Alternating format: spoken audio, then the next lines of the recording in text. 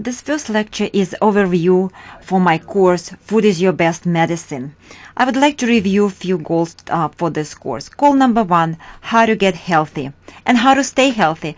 This is non-specific goal for this course and for future courses that I'm going to teach.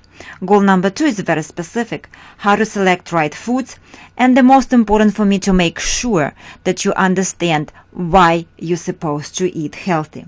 Goal number 3 is to understand the role of digestive tract in getting nutrients to your cells and to health of your body overall. So let's start with goal number 1 and let's define health. So what that means is to be vital, full of energy, and to be able to accomplish your daily tasks without taking any unnecessary medications. I divide all medications in two big categories. One is necessary or so-called life-saving medications. If you do not take that medication, you will die. Let's name few of them. Thyroid, insulin, medications for seizures. The second group is unnecessary medications. Unfortunately, many people take unnecessary medications. Few examples of them. Medications for elevated blood pressure, for elevated blood sugar, osteoporosis, osteopenia, elevated cholesterol, eczema, psoriasis. All these chronic conditions could be well controlled or even cured by the means of appropriate diet and exercise. The reason I don't like people to take unnecessary medications because they are not free of side effects and they could be deadly. Let's go to goal number 2. How to select right foods and why you select healthy foods. For physicians look at a person from the perspective of view of a cell. So you're basically a huge collection of cells. Here you are. Every organ is made out of cells, and there are many of them. This is the cell membrane. Nucleus has a DNA. It's a protein. Enzymes are here and also outside the nucleus. Mitochondria, called powerhouse, brings in carbohydrates and produces energy for the cellular needs. Cell membrane is a lipid bilayer. Lipid means fat, bilayer means two. Here is one, here is second. 1 second. Between those lipids, pieces of protein incorporated. They act as a gate. They open and close and let nutrients in and out of the cell, and lipid bilayer continues. Vitamins and minerals will be sitting here, and also they are inside the cell. They are cofactors for chemical pathways. So where all of those nutrients are coming from? Protein, fat, carbohydrates, and vitamins and minerals. They come from your plate.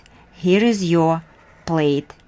It has a piece of protein, which is broken down in digestive tract into amino acids, and protein in the cell is built out of amino acids.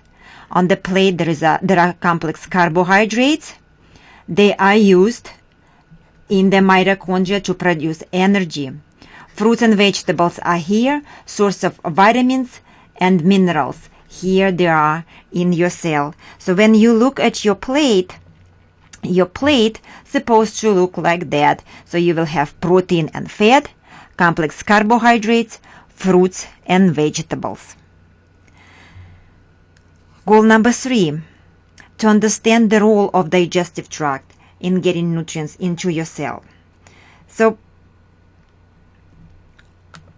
between your plate and your cell, there is a digestive tract.